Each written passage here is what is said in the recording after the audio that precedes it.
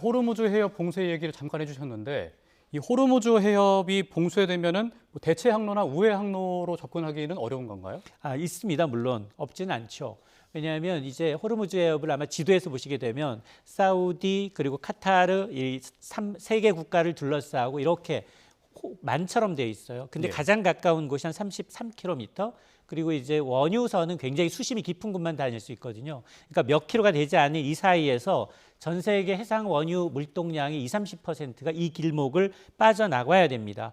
근데 만에 하나 정말 이란 혁명 수비대가 기뢰를 설치하거나 아니면 이제 몇 척의 유조선을 격추했다, 이런 소식이 들리면 여기에다 만일 침몰하게 되면 그걸 치우는 데도 한 시간이 걸리는 그런 구조거든요. 예. 자, 그러다 보니까 만에 하나 이제 우회 경로로 든다면 그동안은 사실 이 길이 막힌다 하더라도, 호르무즈 해협이 막힌다 하더라도 오만의 항구를 이용해서 육성으로 운송하는 방안이 있었는데, 앞서 제가 얘기를 했습니다만 지금 이란의 타겟이 뭐냐? 우회 경로조차 허용하지 않겠다.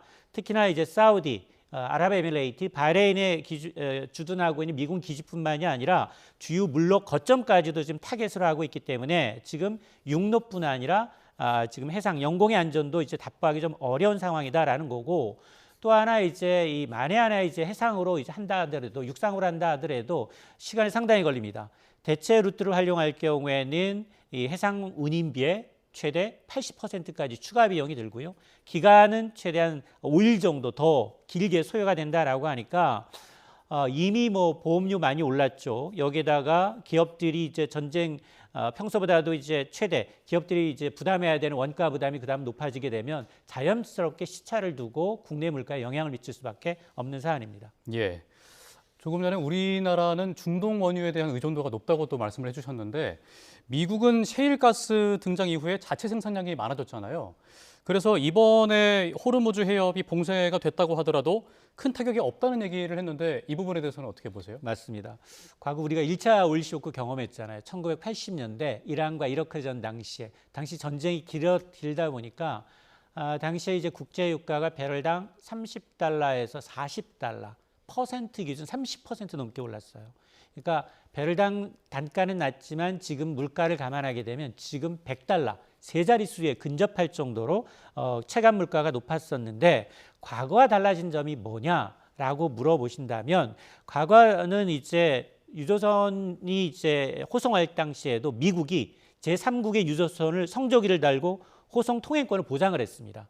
그러니까 이제 미국 함정이 호송에 나설 경우 이제 그 안전을 좀 보장해주는 역할을 해왔는데, 지금은 미국이 직접 전쟁에 개입을 하고 있습니다. 이러면 이란 입장에서는 당연히 미국의 호송기가 이란의 1순위 표적이 될 수밖에 없기 때문에 그주안이 좀 달라진 상황이고, 또 하나가 에너지 패권이 좀 달라졌다라는 거예요. 그동안은 산유국에 있던 에너지 패권이 지금은 쉘 혁명으로 인해서 원유 가장 많이 갖고 있는 나라가 어디냐? 원유 생산국은 미국입니다. 여기에다가 최근에는 베네수엘라의 채굴권까지 확보된 상황이거든요.